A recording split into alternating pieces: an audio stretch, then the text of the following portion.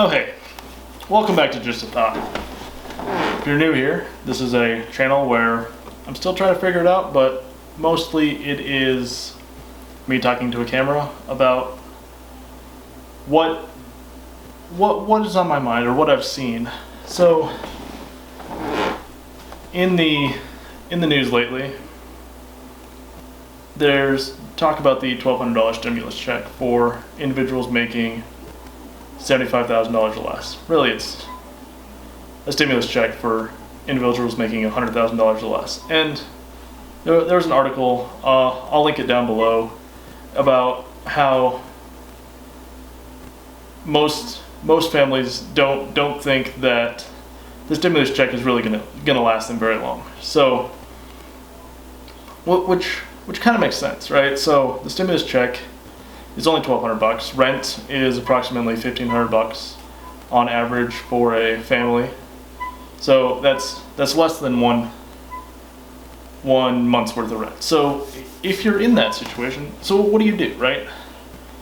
The answer is you feed your kids, right? That's the first thing, is you get the four walls paid for. You feed your kids, pay the electricity, you pay car bill, like you pay for gas, and if you can, you go find a job that will actually pay the bills.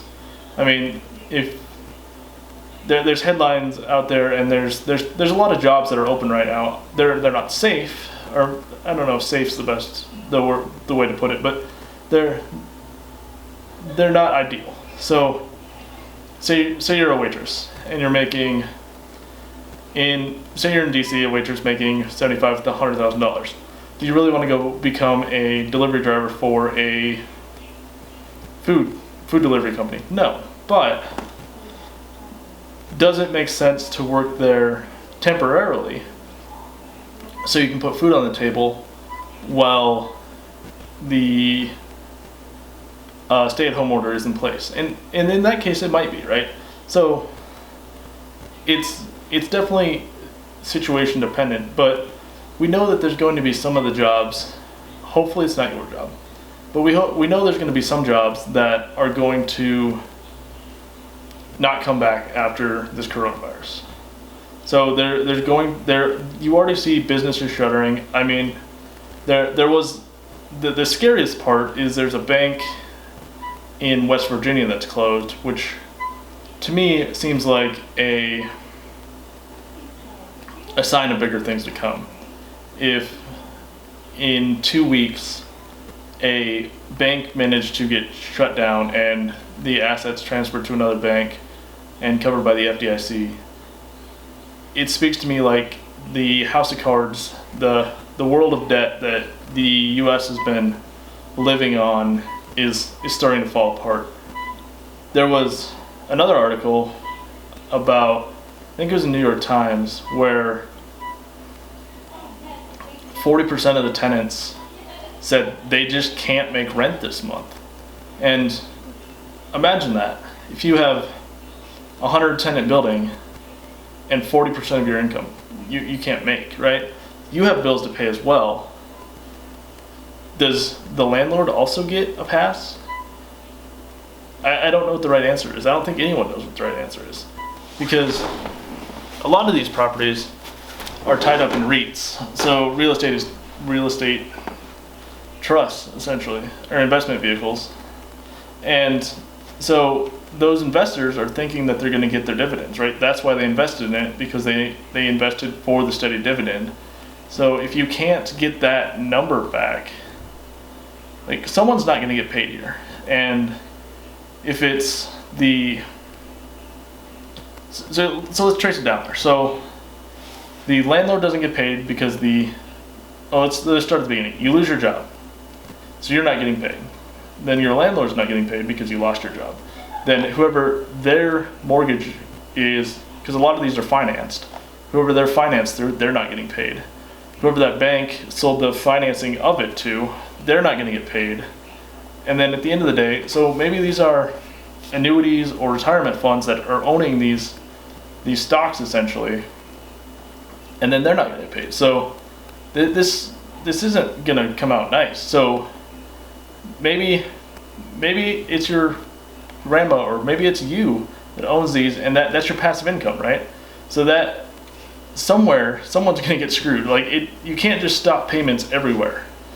Like even if you stopped all payments, the person on the fixed income that was sold these real estate assets as safe dividends, because there's a very low probability that 40% of the tenants would just stop paying.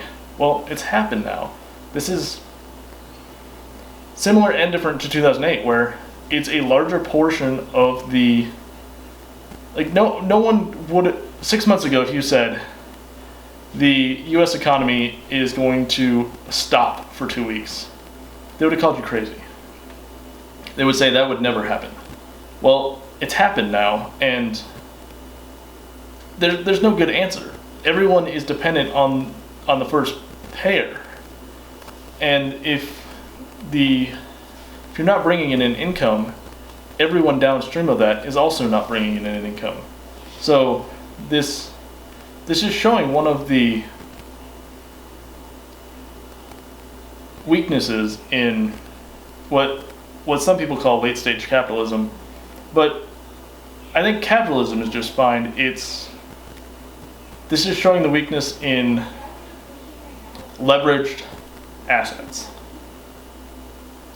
So for 10 years, if you wanted to make a bunch of money, what you did was you borrowed some money from the bank, you bought a piece of property, and then you hoped that everyone would pay you. I mean, there's a churn rate, but you thought you could get, say, 80% of your units filled. That'd be good. Well, now, and so people would just borrow, cover their costs with paycheck to paycheck essentially, and then go on and finance the next thing. It's just like leasing a car from a person, just like a person on a car loan, where you just buy the car, and if you don't have an emergency fund, you just live paycheck to paycheck and hope nothing happens. Well, the landlords thought they were diversified because of, there's no way that 40%, we have a nice diverse group of people in our building, there shouldn't be anyone losing their jobs, but we have tons of people living in our jobs, and it's affecting every walk of life, right? Like, coronavirus doesn't care if you're a queen or if you're the poorest person on the street, you're gonna get affected. And yeah, I think that's where we're at, is we are seeing the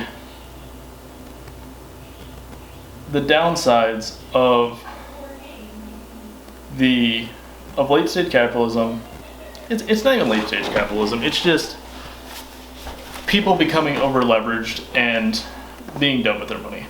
It's people betting on the future, and the future is unpredictable, and we're seeing the problems of too much optimism in the markets.